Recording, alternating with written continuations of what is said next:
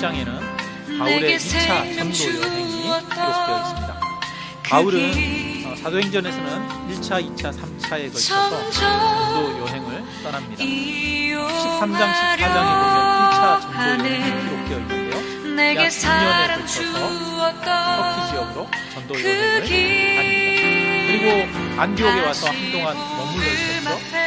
그 사이에 15장이 기록되어 있습니다. 15장은 예루살렘의 공회가 이루어진 내용이죠. 그리고 이제 16장에서 그동안에 복음을 전했던 교회들, 특히 성도들이 잘 있는지 한번 돌아보고자 해서 2차 전도 여행을 계획하고 있습니다. 옛날에는 전화도 할 수 없잖아요. 그죠? 그 지역의 성도들이 어떻게 지내고 있는지 오직 인편으로 수개월에 걸쳐서 편지를 주고받는 것 외에는 다른 방법이 없으니까 이제 바울과 신라가 직접 이렇게 다니면서 교회들을 돌아보고자 했습니다. 그래서 지난번 전도 여행 때 마지막으로 갔던 더베, 루스드라, 이고니온 이 지역을 다니면서 그곳에서 다시 성도들을 굳게 세우는 일을 하게 되는데요. 루스드라라고 하는 곳에 가게 됩니다. 여러분, 루스드라 혹시 어떤 곳인지 기억납니까? 바울이 돌에 맞아가지고 죽은 줄 알고 버려졌던 성, 거기가 루스드라입니다. 사람들이 바울을 돌로 쳤어요. 그래서 거의 죽은 줄 알고 갔는데 깨나서 다시 성에 가죠. 여러분 같으면 그 성에 다시 되돌아가고 싶습니까? 안 가고 싶습니까? 안 가고 싶죠. 그런데 바울은 다시 그 루스드라를 그때 그곳에서 한 청년을 만납니다. 그 청년이 6장에 디모데에 대한 이야기를 하고 있습니다. 디모데는 그 어머니는 있는 유대여서 디모데의 엄마는 유대인이어서 할례를 받는, 원래 유대인들은 어머니의 모계를 따라서 어머니가 유대인입니다. 그런데 아마 그 아버지가 디모데가 할례 받으면 할례를 받기 때문에 유대인으로 인정받지는 못하는 그런. 근데 이 디모데가 이후에 보면 바울의 전도 사역에 있어서 굉장히 중요한 능력자예요. 바울에게는 아들과 같은 사람이고 나중에는 교회 공동을 이 디모데를 데리고 전도 여행을 다시 이 디모데가 할례를 받죠. 그래서 디모데에게 할례를 줄 것인가 마실 것인가 그러다가 디모데에게 할례를 줬어요. 좀 이상하지 않습니까? 바울은 지금까지 할례자들의 앞에서 구원을 받으려면 할례를 받아야 된다. 할례를 받지 않으면 구원을 받을 수 없다. 이런 사람들과 평생 이 신앙의 싸움을 신학적인 경쟁을 합니다. 그래서 할례 받지 않아도 오직 예수 그리스도의 복음으로 십자가의 죽으심으로 구원을 얻는다라고 하는 것을 크게 붙들고 그것을 전하기 위해서 온 생명을 가진 사람이 바로 바울이 지난번에 루스드라에서 돌에 맞아 죽고 있었잖아요. 그때 바울을 죽이려고 했던 사람들이 할례를 받아야만 구원합니다. 율법을 지켜야만 구원합니다. 라고 하는 사람들, 그 사람들에 의해서 죽은 사람들이 그만큼 바울은 할례가 필요 없다, 받지 않아도 된다, 이 일을 전하는, 이 말씀을 전하는, 예수님의 십자가를 전하는 목숨을 걸었던 사람입니다. 그런데 이상하게 디모데에게는 할례를 받아라. 그래서 복음을 들었던 그때로 돌아갑시다. 이상하죠? 왜 디모데에게 할례를 줬? 디모데에게 할례를 줬냐면 바울은 각 도시를 살면서 기도를 제일 먼저 그 성에 회당에 들어가서 유대인들에게 복음을. 그런데 유대인들은 헬라인들, 이방인들과는 같이 자기를 먹기도 않고 같이 안고. 그러니까 바울이 디모데를 데리고 다니면 유대인들에게 복음을 전합니다. 그래서 이것이 구원을 얻는 할례이기 때문에 디모데에게 할례를 전한 것이 아니라 복음을 보다 풀렸고 전하기 위해서 디모데에게 할례를 전하는 것입니다. 이처럼 복음은 할례는 받아도 되고 안 받아도 되는 것이죠. 할례를 받아야만 구원 얻어 라고 하는 것은 잘못된 것입니다. 할례를 받으면 절대로 안 돼 라고 하는 것도 잘못입니다. 복음은 유연합니다. 할례를 받아도 되고 받지 않아도 됩니다. 우리를 구원하는 것은 오직 예수 그리스도의 십자가 은혜와 능력이야 라고 하는 것이죠. 그래서 복음은 절대적입니다. 예수 그리스도가 절대적입니다. 인간이 가지고 있는 관습과 습관이나 문화는 절대적이 아닙니다. 모든 것이 상대적인 것이지요. 그래서 우리는 인간이 가지고 있는 어떤 규칙이나 문화, 습관을 절대화해서는 안 됩니다. 반드시 이렇게 해야 돼, 반드시 저렇게 해야 돼 라고 해서는 안 되는 것이죠. 우리 교회에서 적용되는 원칙이 다른 교회에도 꼭 맞는 것은 아니에요. 그 교회에 맞는 문화가 우리 교회에 맞는 것이 아닐 수 있는 것이죠. 모든 문화는 관습은 다 상대적인 거예요. 오직 변함없는 진리, 절대적인 것은 예수 그리스도의 복음만이 절대적인 것입니다. 우리를 구원하는 것은 예수 그리스도 밖에 없다는 것이에요. 그래서 저와 여러분은 복음만을 굳게 붙드는 그런 자가 되시기를 주님의 이름으로 축원합니다. 그래서 복음을 가진 사람, 예수 그리스도를 굳게 붙들고 믿는 사람은 유연합니다. 유연해요. 굳어 있지 않아요. 이렇게 해야만 돼, 저렇게 해야만 돼 라고 하면서 자기 고집만을 내세우지 않아요. 진정으로 복음을 아는 사람은 너그럽습니다. 포용합니다.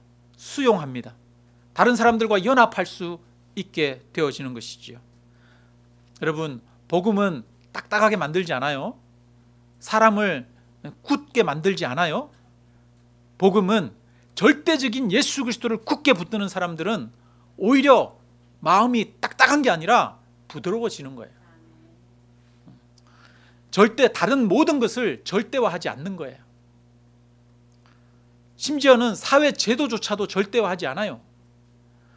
이 세상에 있는 자본주의 아니면 공산주의, 사회주의, 민주주의, 그 모든 것들이 절대적인 선이 없어요.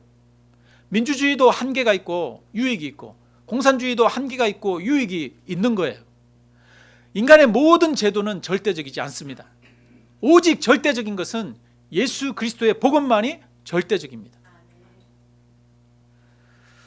그래서 바울은 디모데에게 할례받게 하는 것이 아무 문제가 없는 거예요. 복음을 전하기 위해서는 디모데에게 할례를 행한 것이죠. 우리나라에 개신교 수도원이 많이 있어요. 여러분, 개신교도 수도원이 있어? 그렇게 생각하실 수도 있습니다. 개신교에 수도원이 있다는 걸 잘 모르셨죠. 우리나라에 저기 태백에 가면 예수원이라고 하는 수도원이 있어요. 혹시 가보신 분들 계십니까? 기회 되면 예수원 같은데, 그런데 2박 3일, 3박 4일 기도하러 그렇게 한번 가셔도 좋습니다. 또 저기 포천에 가면 은성수도원이라고 하는 수도원이 있습니다. 광주의 쪽, 호남 쪽을 기반으로 하고 있는 동광원이라고 하는 개신교 수도원도 있습니다. 그 동광원과 관계된 얘기인데요. 동광원에 1950년대 우리나라 굉장히 전쟁이 끝나고 어렵고 힘들던 시절에 만들어진 그런 수도 단체예요.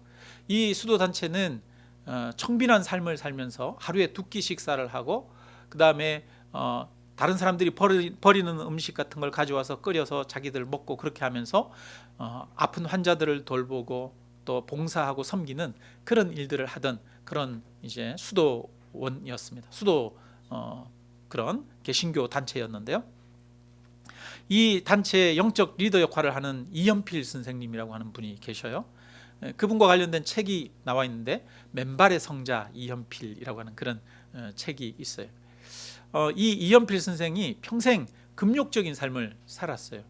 그래서 심지어는 먹는 거 이런 것들도 소식을 하고, 뿐만 아니라 고기나 이런 것들도 먹지 않고 자기를 철저하게 절제하고 내려놓고 하는 그런 금욕적인 삶을 살았습니다.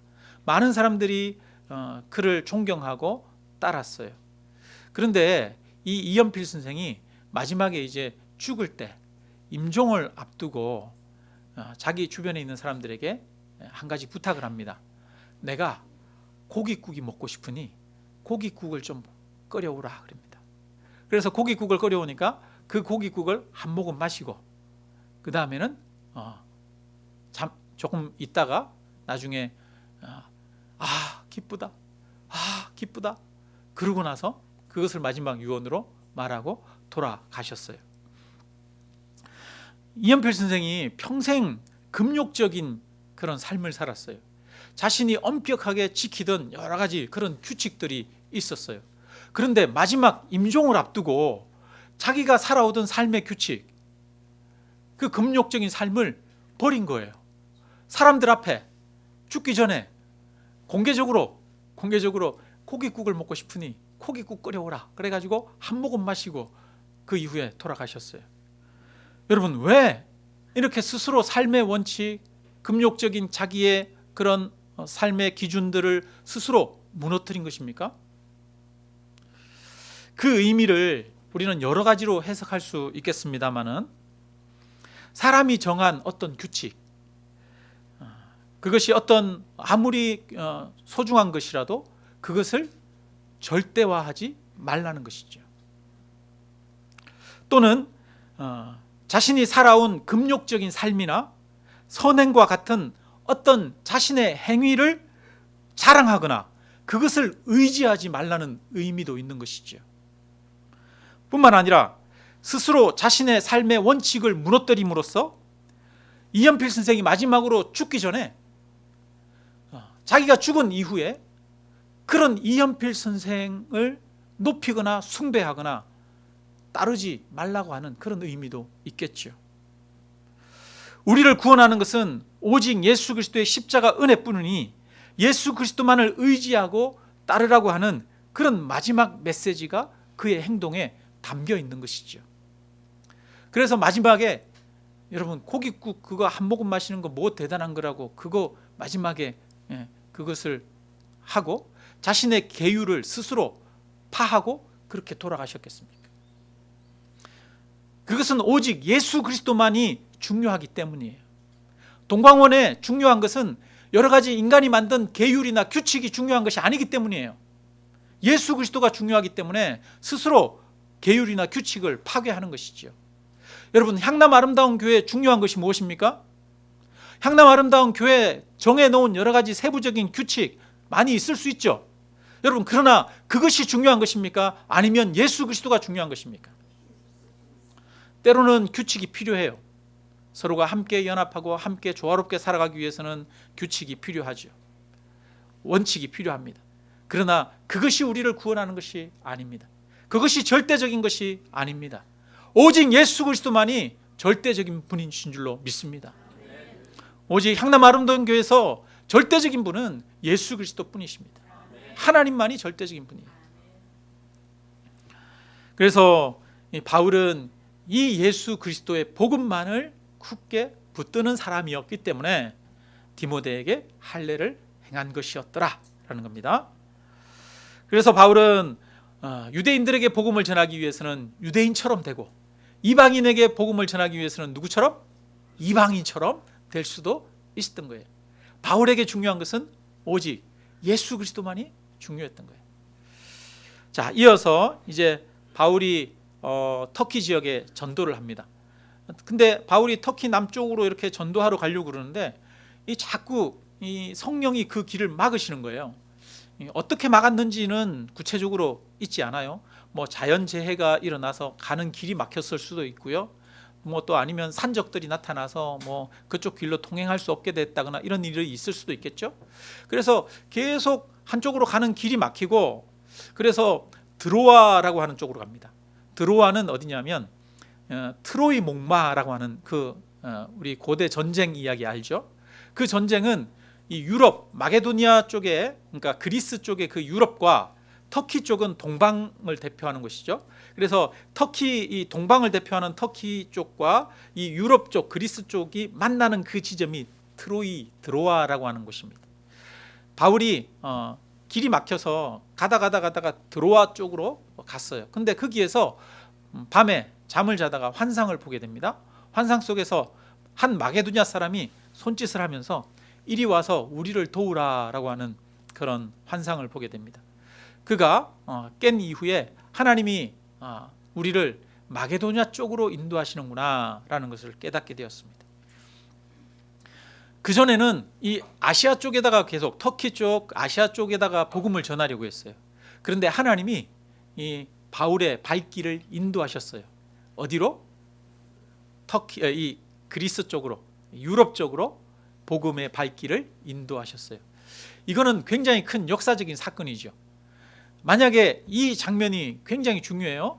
만약에 이때 바울이 이 마게도냐 쪽으로, 유럽 쪽으로 복음의 발길을 돌리지 않았다면 오늘날 세계 역사가 바뀌었겠죠.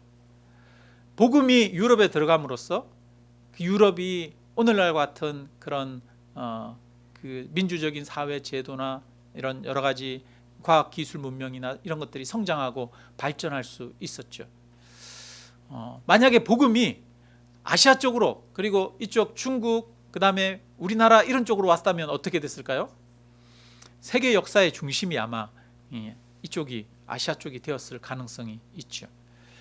그러니까 세계 역사의 흐름을 좌우하는 큰 그런 역사가 일어난 거야.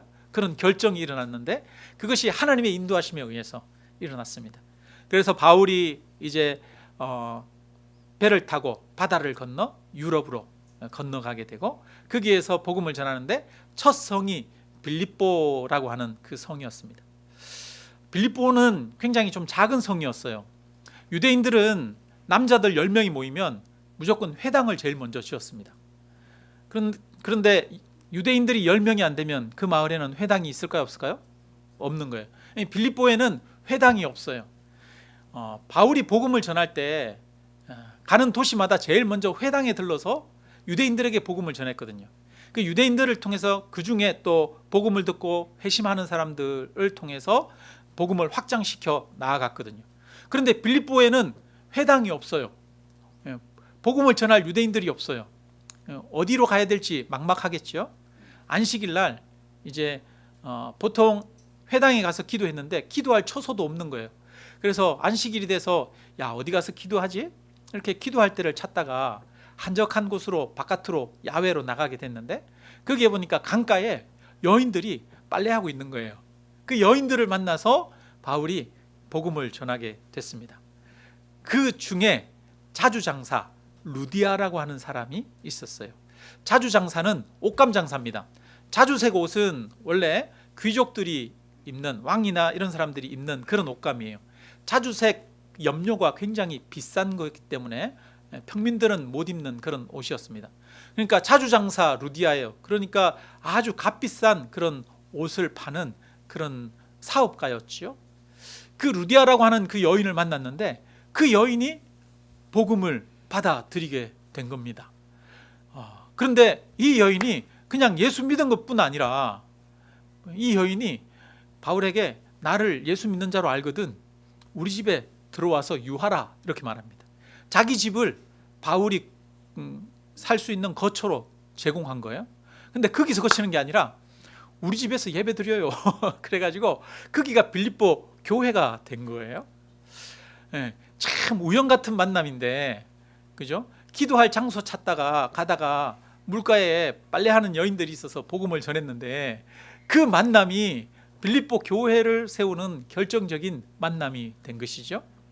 하나님은 이렇게 소소한 만남, 우연 같은 만남을 통해서 하나님은 일하시고 인도하신 것이죠. 하나님이 바울의 꿈속에 드로아로 와서 이 마게도냐로 와서 우리를 도우라라고 그렇게 손짓하셨는데 그 하나님이 이 마게도냐에 준비된 영혼이 있게 하시고 우연스러운 것을 통해서 만나게 하시고 그 만남을 통해 또 교회가 세워지게 하셨습니다. 이것처럼 하나님은 작은 만남 가운데에서도 우리의 인생을 인도하시고 역사하시는 분이신 줄로 믿습니다. 여러분, 우리에게 큰 사건이 일어나야 하나님의 인도하심이 있는 게 아니에요. 하나님은 일상 속에서도 저와 여러분의 삶을 인도하고 계십니다. 작은 만남이 중요합니다. 작은 한 사람과의 대화가 중요합니다. 그 속에 하나님의 음성이 있고 하나님의 메시지가 있을 수 있어요. 그래서 작은 만남들을 귀하게 여기시기를 주님의 이름으로 축원합니다. 우리 향남 아름다운 교회가 이제 여기 향남읍 상신리에 이렇게 자리를 잡고 있는데요. 이 향남읍 상신리에 자리 잡게 된 것도 참 우연 같은 일에 의해서 시작이 된 거예요. 이제 여러 가지 과정이 있었지만 제가 이제 개척을 어디를 할까 하고 여러 장소를 알아보고 있는데 한 집사님이 그런 얘기를 하셨어요. 향남에 보면 상신리에 아파트가 새로 몇 개 세워졌는데 거기 개척하면 좋겠다, 그런 얘기를 하셨어요. 그래서 그 얘기 듣고 이렇게 와봤죠. 와봐서 한 대여섯 번 와보고 했는데 공간을 아무리 찾아도 적당한 공간을 만나지 못하다가 나중에 마지막에 이 공간을 만나게 돼서 여기에 우리가 개척을 하게 됐는데요. 그 집사님이 하신 말씀 한마디, 그 말 한마디 듣고 가서 여러 번 다니고 또 부동산을 두드리고 이렇게 하다 보니까 실제로 거기가 개척 장소가 된 거예요. 그래서 누군가의 한마디, 그 한마디 속에 하나님의 인도하심이 있을 수도 있습니다. 그래서 하나님의 인도하심을 믿는 사람들은 그 작은 만남들 속에서도 만남을 소중히 여기고 그 속에서 인도하시는 하나님의 손길을 발견하게 되어지는 것이죠. 그래서 여러분, 저와 여러분을 인도하시는 하나님의 손길에 대해서 항상 예민하게 깨어있는 저와 여러분 되시기를 주님의 이름으로 축원합니다. 네. 바울이 그 하나님의 인도하심에 깨어있었던 거죠. 그래서 바울이 하나님이 우리를 아시아로 가는 것을 막으시고 하나님이 우리를 이쪽으로 인도하시는구나 라고 하는 것을 점점 깨달아 알게 되고, 그렇게 해서 복음이 유럽으로 가게 된 거고, 그렇게 해서 하나님의 역사를 이루게 되어진 것이죠. 그래서 하나님의 역사는 작은 하나님의 인도하심에 귀 기울이는 그 사람들의 그런 세밀함 속에 역사하시고 또 함께 하시는 줄로 믿습니다. 자, 이제 이 빌립보 성에 들어가서 바울이 다니면서 이렇게 복음을 전하고 사람들을 만나고 있는데요. 그 동네에, 그곳에 귀신 들린 한 여종이 있었어요. 그 여종은 귀신 들려가지고 점을 굉장히 잘 쳤어요. 그래서 점을 치면 복비를 받잖아요. 그래서 그 주인한테 쏠쏠한 수입원이 된 거예요. 그런데 이 귀신이 바울이 가는 곳마다 쫓아오는 거예요. 몇 날 며칠을 계속 쫓아오면서 이 사람은 하나님의 구원의 복음을 전하는 하나님의 사람들이다 그러면서 얘기를 하는 거예요. 여러분, 그렇게 얘기해 주면 좋을 것 같은데 바울이 그것이 너무 괴로웠다라고 이야기를 하고 있습니다. 아마 귀신이 그렇게 얘기하는 것이 복음을 전하는데 도움이 안 되고 오히려 방해가 심하게 됐던 것 같아요. 그래서 바울이 그 귀신을 향해서 말합니다. 나 살은 예수 그리스도의 이름으로 명하노니 당장 나오라, 이렇게 명령합니다. 그 한마디 했더니 귀신이 떠나갔어요. 그 여인에게서. 여러분, 귀신에 매여서 살던 여인이 그 귀신으로부터 노임받았습니다. 그러면 잔치해야 됩니까? 슬퍼해야 됩니까? 잔치를 해야 되지요. 한 생명이 구원을 얻은 거 아닙니까? 한 생명이 정상적인 삶을 되찾았잖아요. 잔치해야 마땅한데 이것이 싫은 사람이 있었어요. 누구요? 주인들. 그 주인은 자기의 수입의 소망이 끊어진 것을 보고 바울과 실라를 끌고 가가지고 관리들에게 고발합니다. 우리 로마인들이 받지도 못할 풍습을 전한다, 사상을 전한다, 그러면서 고발을 해서 바울과 실라가 매를 심하게 맞고 감옥에 갇히게 되는 것이죠. 가만히 한번 생각해 봅시다. 여러분, 진짜 노예는 누가 노예입니까? 이 귀신 들린 여종이 노예입니까? 아니면 그 주인들이 노예입니까? 그 주인은 누구의 노예입니까? 돈의 노예인 거지요. 한 사람이 새로 구원을 얻고 온전한 삶을 되찾았는데 그것으로 인해서 기뻐하지도 못하고 감사하지도 못하고 오히려 그것으로 인해서 분노하면서 슬퍼하는 그 모습 보십시오. 그 주인은 돈에서 벗어나지 못했습니다. 귀신 들린 여종이 노예가 아니라 오히려 그 주인들이 돈의 노예로 인간답지 못한 삶을 살고 있는 것이죠. 한번 생각해 보세요. 얼마나 좋은 기회입니까? 내가 데리고 있는 여종이 귀신 들렸는데 나사렛 예수 그리스도의 이름으로 명하노니 떠나라 말했더니 귀신이 떠났어요. 그러면 놀라운 역사가 일어나는 거잖아요. 그 말에 예수 그리스도의 이름 앞에 귀신이 떠나간 거잖아요. 그러면 그 주인은 와, 어떻게 이런 일이 일어날 수가 있지? 어떻게 귀신들도 예수님의 이름 앞에 떠나갈 수가 있지? 그러면서 예수님을 만날 수 있는 기회 아닙니까? 그죠? 구원을 얻을 기회죠.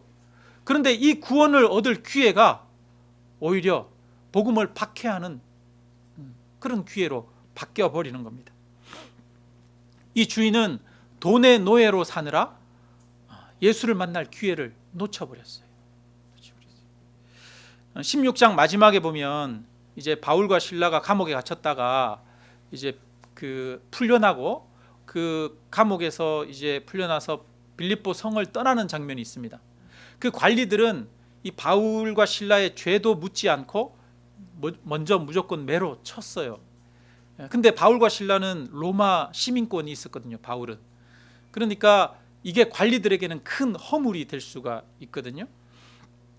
이 관리들이 바울이 로마인이라는 얘기를 듣고 자기들이 잘못한 게 들통날까 봐 바울을 향해서 제발 이 성을 좀 떠나가 주십시오 그러면서 바울을 내보냅니다. 여러분, 이 관리들도 복음을 들을 수 있는 기회잖아요. 그런데 복음을 듣지를 못해요. 왜 복음을 듣지 못합니까? 그가 자신이 가지고 있는 관리의 그 직위를 지키기 위해서 복음을 듣지 못하는 것이지. 예수님을 가까이에서 신문한 사람이 있었어요. 십자가에 못 박게 만든 빌라도지요. 빌라도는 예수님에 대한 얘기를 많이 들었습니다. 그래서 예수님에게 묻습니다. 네가 하나님의 아들이냐? 그래서 네가 말하였도다. 예수님이 말씀하시죠. 빌라도는 예수님에게 죄가 없는 것을 알았어요. 그런데도 예수님을 십자가에 못 박아 죽였습니다. 왜 그랬습니까? 폭동이 일어날까 봐. 폭동이 일어나서 총독으로서 자신의 지위를 잃어버릴까 봐 예수님을 결국은 십자가에 못 박게 되어진 것이지. 여러분, 누가 복음을 박해하고 누가 예수를 십자가에 못 박았습니까? 바로 자신의 평안과 자신의 안정을 우선으로 삼던 사람들이 예수의 복음을 십자가에 못 박은 거예요. 여기 여종의 주인들을 보십시오. 여종의 주인들이 원한 것은 돈이었습니다. 자신들의 편안한 삶, 안정적인 삶을 가장 우선시하는 사람이었죠. 관리들은 어땠습니까? 관리들은 자신들의 지위를 지키기 위해서 몰두했던 사람이고요. 또 빌라도는 총독의 자리를 지키기 위해서 연연해했던 사람이죠. 세상의 것을 지키기 위해서 연연해하는 사람, 세상의 것들을 우선시하는 사람은 예수 그리스도를 만날 수가 없는 것이죠. 마찬가지입니다. 우리들도 마찬가지입니다. 우리 인간에게 가장 큰 우상이 무엇인지 아십니까? 가장 큰 우상은 나의 평안, 나의 안정, 나의 만족입니다. 나의 평안, 나의 만족, 나의 안정을 우선시하는 사람은 예수 그리스도를 알기도 힘들고 따르며 살기가 힘든 것이죠. 진정한 복음의 능력을 경험할 수 없게 되는 것입니다. 그래서 우리도 예수님보다 내가 더 지키려고 하는 것이 있다면 그것 때문에 예수님을 놓쳐버리게 될 것입니다. 여러분, 혹시 꼭 지키고 싶은 거 있습니까? 예수님보다 더 지키고 싶은 거 있습니까? 여러분, 예수님보다 더 지키고 싶은 게 없기를 주님의 이름으로 축원합니다. 예수님보다 더 지키고 싶은 것이 있다면 그것 때문에 예수님을 놓쳐버리게 되는 것이죠. 자, 이제 관리들이 바울과 실라의 옷을 벗기고 매로 쳤어요. 우리 한번 읽어볼까요? 네. 22절 23절 같이 한번 읽어보겠습니다. 무리가 일제히 일어나 고발하니 상관들이 옷을 찢어 벗기고 매로 치라 하여 많이 친 후에 옥에 가두고 간수에게 명하여 든든히 지키라 하니. 아멘. 여기 보니까 옷을 찢어 벗기고 매로 치라 하여, 맨살에다가 매로 쳤어요. 많이 친 후에 이렇게 말합니다. 그러면 이 지금 바울의 등짝이 어떻게 됐겠어요? 살이 다 터졌겠죠. 바울이 40에 하나 감한 매 39대 매질 당하는 것을 3번이나 당했다잖아요. 그리고 돌에 맞아서 죽을 뻔도 했대잖아요. 제가 미국의 노예들의 삶을 그린 영화를 한 편 본 적이 있는데, 그 영화 중간에 보면 실제로 이 흑인 노예가 매질을 심하게 당해가지고 이 흉터가 진 그 사진 한 장이 이렇게 영화 중간에 나옵니다. 그 사람은 여러 번 매를 맞았대요. 그래가지고 등이 보니까 등이 그냥 이렇게 맨살이 이렇게 매끄러운 맨살이 아니에요. 뭐 이거는 완전히 그냥 뭐 그 대한민국 지도 울퉁불퉁한 것처럼 완전히 등판이 다 막 울퉁불퉁해요. 막 그냥 이게 사람 살인지 뭔지 구분할 수 없을 정도로 맞은 데 터지고 또 찢어진 데 또 맞고 뭐 그래가지고 그렇더라고요. 그게 노예들의 삶이었더라고요. 근데 바울이 지금 매를 심하게 맞았어요. 그래서 어두운 지하 감옥에, 차가운 지하 감옥에 착고에 발이 묶여서 그렇게 있습니다. 여러분, 그렇게 있는 상태에서 제대로 치료도 못 받았죠. 그 밤에 여러분 제대로 누울 수나 있었겠습니까? 몸을 움직일 때마다 얼마나 아프고 고통스러웠겠습니까? 그런데 한밤중에 빛이 하나도 없고 캄캄한 그 감옥에서 소리가 들려옵니다. 우리 25절 한번 같이 읽겠습니다. 한밤중에 바울과 실라가 기도하고 하나님을 찬송하며 죄수들이 듣더라. 아멘. 그 어두운 밤중에 바울과 실라가 기도하다가 하나님을 찬양했습니다. 그 찬양하는 소리를 누가 들어요? 죄수들이 귀 기울여 들었어요. 여러분, 죄수들이, 간수들이 어떤 마음이 들었을까요? 저것들 미친 거 아니야? 저것들 제정신이야? 어떻게 이 상황에서 찬양을 할 수 있어? 이런 생각이 들지 않았겠습니까? 여러분, 도저히 찬양할 수 없는 상황이잖아요. 지금 환경이, 지금 상황이 원망하고 불평하고 울고 또 그래야 할 그런 상황이지 않습니까? 근데 바울이 그렇게 찬양할 때 26절 우리 같이 읽습니다. 이에 갑자기 큰 지진이 나서 옥토가 움직이고 문이 곧 다 열리며 모든 사람의 매인 것이 다 벗어진지라. 찬양 중에 지진이 났어요. 옥토가 열렸어요. 근데 옥토가 열린 것뿐 아니라 여러분, 지진이 났는데 뭐 그 옥토가 열리는 것은 이해가 되죠? 그런데 손발에 묶인 착고가 다 풀어졌어요. 이것은 하나님이 그렇게 하신 것이죠. 사람들은 이 착고가 풀어진 것을 어쩌면 기적이라고 말할지도 모르겠습니다. 그런데 그보다 더 큰 기적이 무엇입니까? 그것은 바로 바울과 실라가 캄캄한 어둠 속에서도 기도하며 찬양한 것이 기적입니다. 매맞은 곳이 살이 터져 제대로 누울 수도 없고 움직일 때마다 자지러질 듯한 고통이 있는 가운데서도 하나님께 기도하고 하나님을 찬양하는 것이야말로 바로 진정한 기적인 것이죠. 바울과 실라의 마음에는 하나님께서 이 모든 상황을 인도하실 것이라는 믿음이 있었습니다. 이 믿음에서 오는 평안함과 담대함, 기쁨이 있었습니다. 그들의 입술에서는 하나님을 향한 신뢰에서 우러나오는 찬양이 흘러나왔습니다. 여러분, 이것이 바로 기독교가 가진 놀라운 힘이죠. 세상의 그 무엇이 이런 상황에서도 감사할 수 있게 하고, 세상의 그 무엇이 이런 상황에서도 찬양하며 기뻐할 수 있게 만듭니까? 세상에 이런 능력은 오직 주 예수 그리스도를 믿는 그 믿음밖에 없는 것이지요. 2차 세계대전 때 이 독일의 히틀러가 수많은 유대인들을 학살하고, 유대인뿐 아니라 많은 사람들을 학살하고 또 전쟁 피해를 일으켰죠. 그래서 이 보네퍼 목사님이라고 하는 분이 계셨는데, 그분은 히틀러를 제거하는 그 일에 동참하는 그 제목으로 감옥에 갇히게 됐습니다. 보네포 목사님이라고 아주 유명한 목사님이에요. 여러 가지 또 책도 이렇게 쓰고 하셨는데 젊은 목사님이셨는데요. 감옥에 갇혀 있다가 1945년에 전쟁이 끝나기 전에 처형당해서 죽었습니다. 거기에서 감옥에서 이제 자신의 처형 시간이 이제 처형이 가까워옴을 느끼고 있었어요. 근데 그런 순간에도 이제 그 연인이 있었는데, 결혼하지 않은 약혼자가 있었는데 그 약혼자에게 편지를 씁니다. 그 시에 보면은 놀라운 평안함과 담대함이 있어요. 그 죽음을 앞둔 상황 속에서 그가 이렇게 편지를 썼습니다. 선한 힘에 고요히 둘러싸인 그 보호와 위로 놀라우라. 하나님의 선한 힘에 둘러싸여서 보호와 위로를 느끼고 있다는 거죠. 나는 함께 오늘을 살고 함께 새해를 맞이합니다.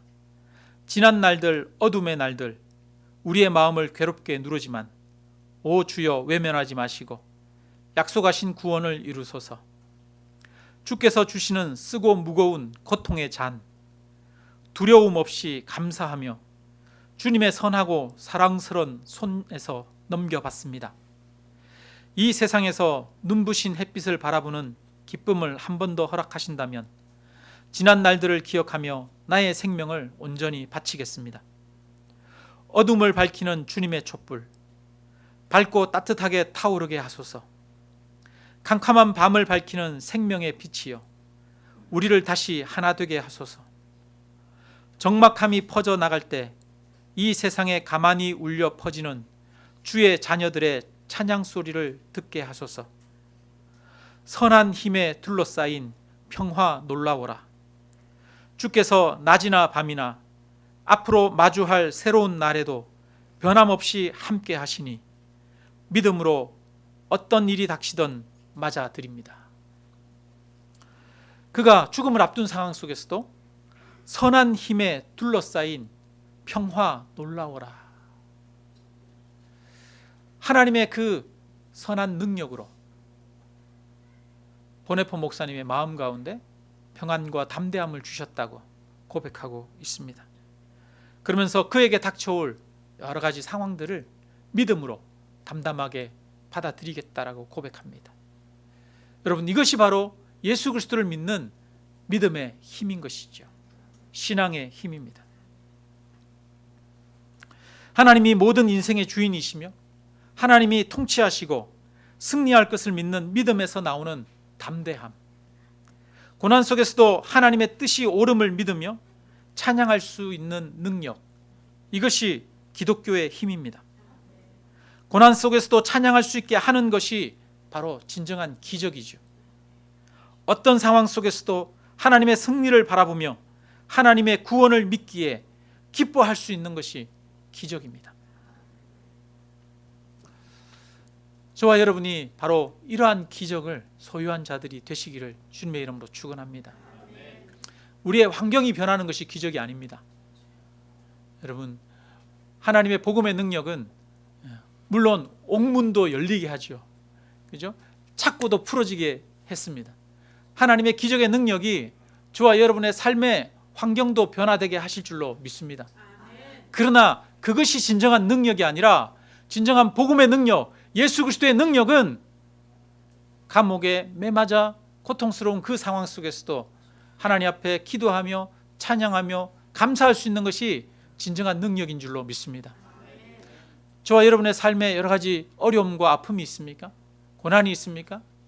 그 고난 가운데서도 예수 그리스도는 기뻐하며 감사하며 담대함과 평안 가운데 나아가게 하실 줄로 믿습니다. 이 하나님을 담담히 붙들고 나아가는 저와 여러분이 되시기를 주님의 이름으로 축원합니다. 그럴 때 하나님께서 환경도 변화시키는 여러 가지 기적들도 베풀어 주실 줄로 믿습니다. 여러분, 바울의 마음에 놀라운 평화와 기쁨이 있었습니다. 매맞아 있는 상황 속에서, 고통스러운 상황 속에서도, 감옥에서도 그는 평화를 누리고 담대함으로 감사하며 기뻐했습니다. 그럴 때 옥문이 열리는 역사가 나타나는 것이지요. 우리의 환경이 어렵다고, 주변의 여건이 어렵다고 원망하고 불평하고 살아가고 있지는 않습니까? 그러나 이 속에서도 하나님의 선하신 인도하심이 있는 줄로 믿으시기를 주님의 이름으로 축원합니다. 하나님은 이 일을 통해서 큰 역사를 이루십니다. 바울이 매 맞고 감옥에 갇혔는데 옥문이 열렸어요. 옥문이 열렸는데 그가 도망가지 않아요. 옥 안에 있었는데 근데 간수가 잠들었다가 깨보니까 옥문이 열리고 아무도 없는 것 같거든요.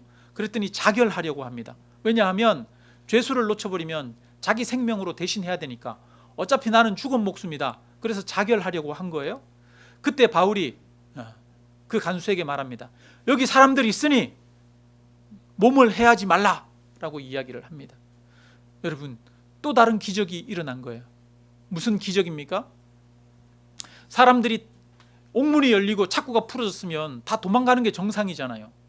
이제는 이 간수에게는 죽은 거나 마찬가지예요. 이제 나는 죽었다라고 했는데 이 간수에게 기적이 일어난 거예요.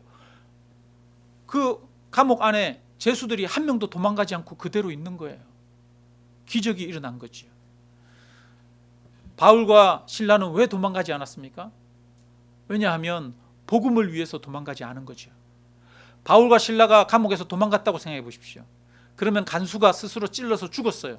그러면 그 뒤에 다른 사람들이 와서 보면 이것은 분명히 바울과 실라 감옥에 있는 죄수들이 간수를 죽이고 도망가신 것이라 여기겠죠. 그럼 바울과 실라는 살인자가 되는 것이고, 그리고 빌립보 교회는 핍박을 받아 복음이 사라질 위기에 처하겠죠. 바울과 실라는 옥문이 열렸어요. 옥문이 도망갈 기회가 생겼습니다. 탈출할 기회가 생겼는데 탈출하지 않고 거기에서 그에게 닥쳐오는 고난을 담담하게 맞아들이고 있습니다. 감옥에 앉아서 복음을 위해서 고난을 받는 것이지요. 하나님의 구원의 복음을 전하기 위해서 스스로 십자가를 지신 예수 그리스도, 그분이 바로 기적이지요.